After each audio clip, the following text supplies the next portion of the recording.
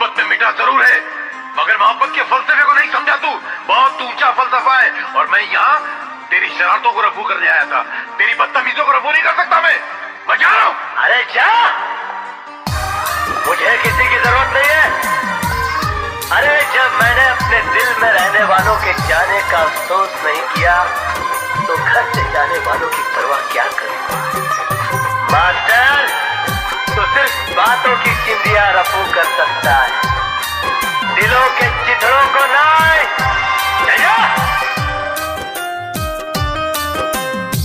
रे कजली रे कजली रे कजली, हेलो बाबू। छोड़ के रहे तो कहे न कहली रे, प्यार तोरा से न करती। छोड़ के रहे तो कहे न कहली रे, प्यार तोरा से न करती। प्यार तोरा से न करती। रे कजली रे कजली रे कजली।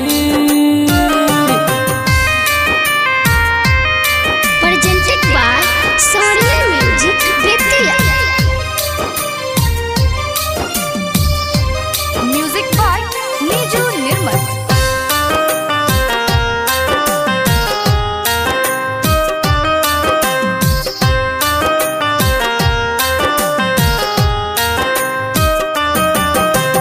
दर्द ऐसन दिहलू कि सहल न जाता हो, घुट घुट के रानी अब रहल न जाता हो।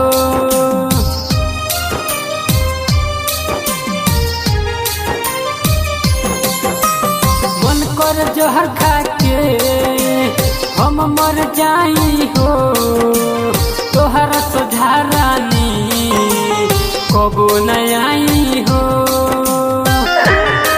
हेलो बाबू।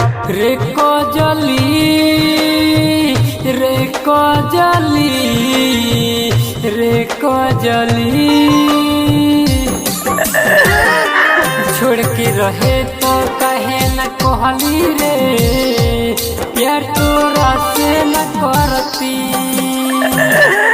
तोहरा का मालूम बा दर्द में बानी हो, ऐसन सजा हमके काहे दिहल पुरानी हो। रे कजली रे कजली रे कजली।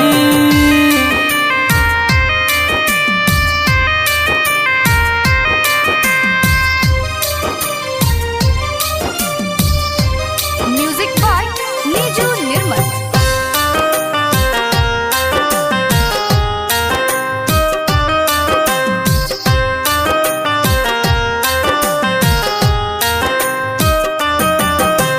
राइटर में सके काहे रोइलू हो, रंगीला सोहनू के जियते मुइलू हो।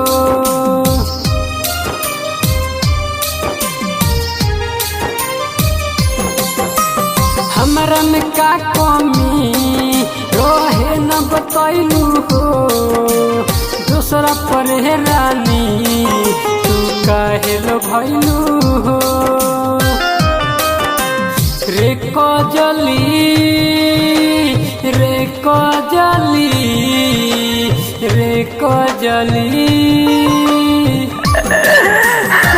छोड़ के रहे तो कहे न कहली रे, प्यार तोरा से न करती। तोहरा का मालूम बा दर्द में बानी हो, ऐसन सजा हमके कहे दिहल पुरानी हो। रे कजली रे कजली रे कजली।